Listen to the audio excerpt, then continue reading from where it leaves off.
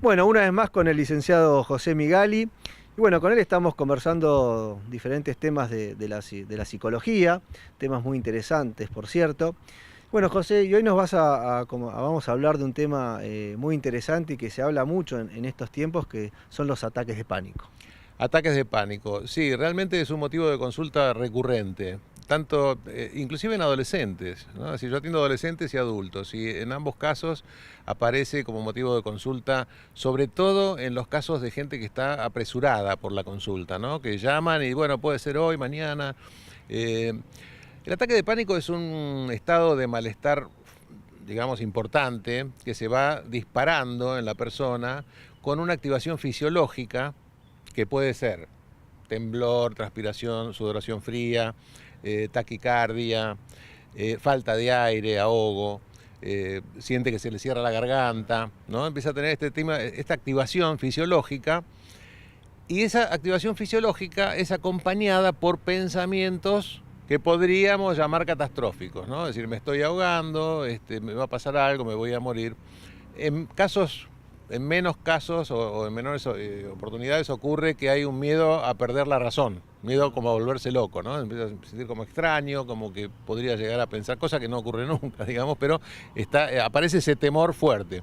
Entonces hay como una retroalimentación entre esos pensamientos catastróficos y la activación fisiológica. Más activación fisiológica, más pensamientos, más activación, y es un circuito que se retroalimenta, produciendo malestar, muy fuerte malestar.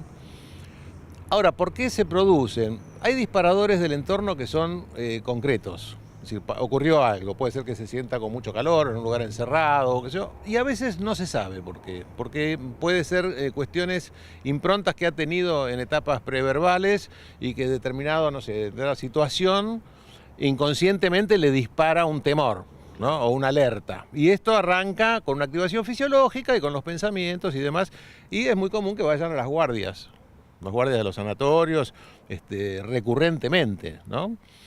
Entonces, la psicología cognitivo-conductual, por suerte, hace que este desorden tenga un buen pronóstico, ¿no? Es decir, se trabaja muy bien. Es muy gratificante para el terapeuta y para el paciente, porque el paciente no recibe respuestas favorables. A veces con psicólogos o inclusive con psiquiatras.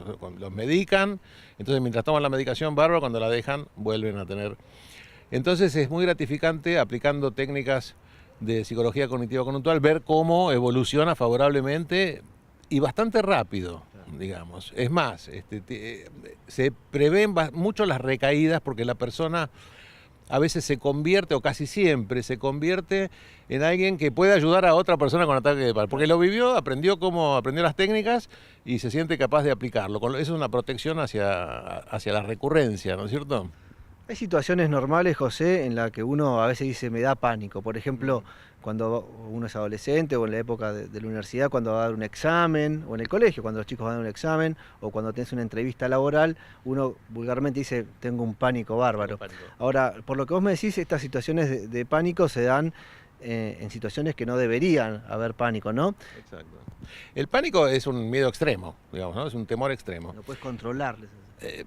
Sí, es difícil de controlar. Es difícil de controlar. Con entrenamiento se puede lograr un control bastante importante para que no aparezca. Una vez que se establece el pánico, es difícil hacerlo decrecer voluntariamente. Pero ese pánico, José, disculpame que te interrumpa, aparece en determinadas situaciones.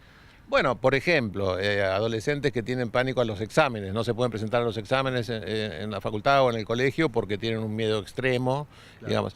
El tema pasa porque el sistema emocional es un sistema que no ha tenido en la evolución demasiado desarrollo.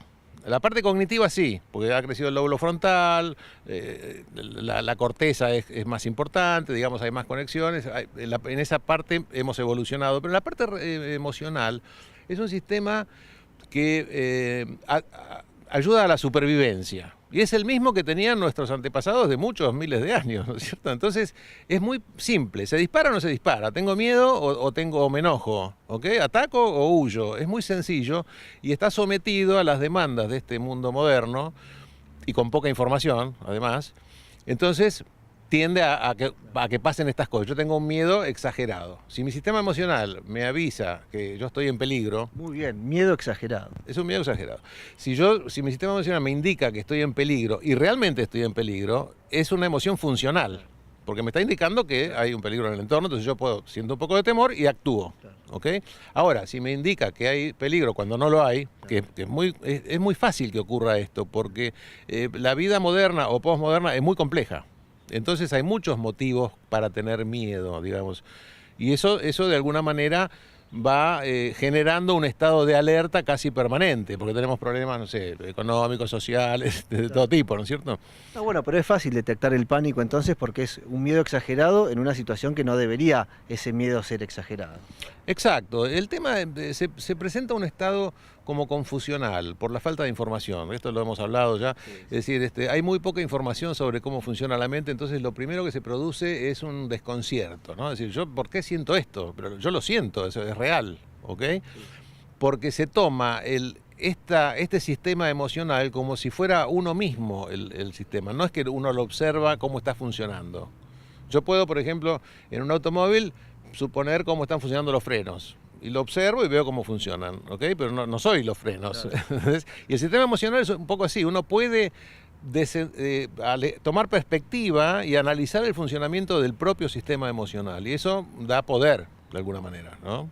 Perfecto. Bueno, José, como siempre, muchas gracias. Todos aquellos que están sufriendo pánico, bueno, consúltenlo porque José les va a encontrar la solución y van a volver a tener la libertad, porque el pánico te quita la libertad de actuar.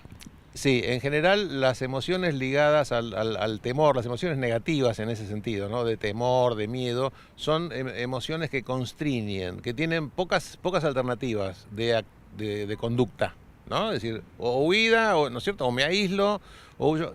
Las emociones positivas generan una amplia gama de conductas creativas, uno cuando es más expansivo, puede desarrollar, elegir de un menú de conductas mucho más amplio. Cuando vos estás atemorizado, es como que se te cierran las posibilidades de actuar, con lo cual es muy beneficioso lograr mecanismos y poder manejar mecanismos para conducirnos, digamos, ¿no? Y que no nos conduzcan las emociones, ¿no?